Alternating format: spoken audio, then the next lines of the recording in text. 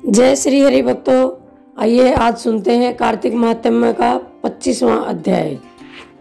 और अध्याय शुरू करने से पहले सभी से हाथ जोड़कर प्रार्थना करती हूँ कि अगर आप लोगों को ये कथाएं कहानियाँ पसंद आती हैं तो कमेंट बॉक्स में जय माता दी जरूर लिखें, और चैनल पर नए आए हैं तो सब्सक्राइब करके बेल आइकन जरूर दबा लें। आइए फिर शुरू करते हैं। धर्मदत्त ने कहा, तीर्थ व्रत और दान आदि से के करने से पाप नष्ट हो जाते हैं, परंतु प्रेत योनि में रहने वाले को यह अधिकार नहीं है।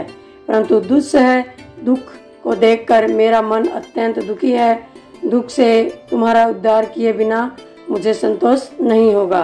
तुम्हारा पाप बड़ा भारी है, क्योंकि ये तीनों योनियां अत्यंत पाप से ही होती हैं, और यह अत्यंत निंदित थोड़े पुण्य से नष्ट भी नहीं हो सकती। इस कारण मैं वरदान देता हूँ कि आज तक जो मैंने कार्तिक व्रत किया है उसके आधे पुण्य से तुम्हारे शुभ गति हो, क्योंकि यज्ञ दान तीर्थ ये सब निश्चय ही कार्तिक व्रत के पुण्य के समान नहीं है।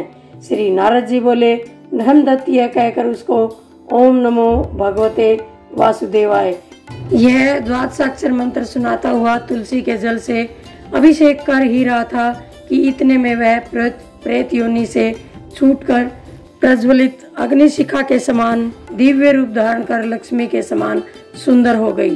तब वह धर्मदत्त को दंडवत प्रणाम करती हुई प्रसन्नता से गदगद होकर बोली, हे विप्रश्रेष्ठ, आपके आशीर्वाद से मैं इस घोर नरक से छूट गई और पाप सागर में डूबती हुई मेरे लिए आप नौका सदृश हैं।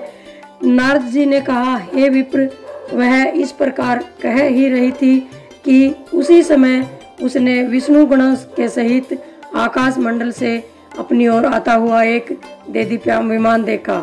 फिर उस विमान के द्वार पर बैठे हुए पुण्यशील, सुशील और अप्सरा गणों को देखा। आकाश से आए हुए उस विमान को धर्मदत्त ने आश्चर्य से देखा और उन विष्णु रूपधारी पार्षदों को देखकर भूमि से दंडवत प्रणाम किया। पुण्यशील और सुशील नामक गणों ने उस भक्त ब्राह्मण को अपने हाथों से उठाकर और उसका अभिनंदन करते हुए धर्म संयुक्त वाक्य कहा।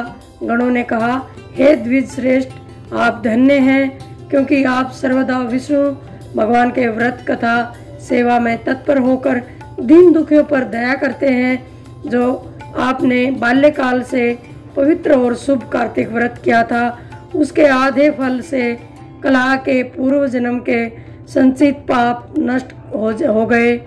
हरि जागरण आदि करने के पुण्य प्रभाव से यह आकाश मंडल से विमान आया है। हे साधो, हम लोग इसके अनेक भांति के भोगों से युक्त वैकुंठ में ले जाते हैं। आपके दिए हुए दीपदान के पुण्य से यह अतिशय तेजस्विनी हुई, और तुलसी पूजनादि तथा कार्तिक व्रत के प्रभाव से हे दया सागर, यह विष्णु भगवान के निकट रहेगी। तुम भी इस जन्म के अनंतर दोनों स्त्रियों के साथ वैकुंठ लोक में विष्णु देव के समीप सायुज्य मुक्ति प्राप्त करोगे। हे धर्मदत्त, वे जन धन्य तथा कृतकृत्य हैं। उन्हीं का जन्म फलीभूत है जिन प्राणियों ने तुम्हारे सदृश विष्णु भगवान की आराधना भक्ति पूर्वक की है, क्योंकि विधिवत आराधित विष्णु भगवान प्राणियों को क्या नहीं देते, सब कुछ दे सकते हैं। जिन्होंने प्राचीन काल में उत्तानपाद के बेटे को ध्रुव स्थान में पहुंचाया, जिनके स्मरण मात्र से प्राणियों की सद्गति होती है। प्राचीन काल में जिन विष्णु भगवान के नाम स्मरण ही से ग्राह से पकड़ा हुआ हाथी अस्तियोनी से मुक्त होकर जय नाम से उनका पार्षद बना, तुमने उन्हीं विष्णु की सेवा की है। इसी से दोनों स्त्रियों के साथ सहस्र वर्ष प्रियतन विष्णु भगवान के समीप निवास करोगे। जब तुम्हारा पाप पुण्य क्षीण होगा, तब तुम पृथ्वी में सूर्य वंश में प्रसिद्ध राजा होगे। दोनों स्त्रियों के साथ तुम दशरथ नाम से प्रसिद्ध राजा होगे। यह स्त्री तुम्हारे आधे पुण्य की भागीदार होने से तुम्हारी तीसरी भार्या होगी। भूमंडल में भी विष्णु भगवान अपने को तुम्हारे पुत्र रूप में बनकर तुम्हारे सन्निकट रहेंगे, देवताओं का कार्य करेंगे। विष्णु भगवान को प्रसन्न करने वाले तुम्हारे कार्तिक व्रत से अधिक महत्वपूर्ण यज्ञ, दान, तीर्थ आदि कोई भी नहीं है। हे दिव्यज्वर, तुम धन्य हो, क्योंकि तुमने जगत गुरु विष्णु भगवान के प्रसन्नार्थ कार्तिक का व्रत किया है, जिसके आधे पुण्य की फल भागिनी इस कला को हम लोग विष्णु लोक में ले जाते हैं।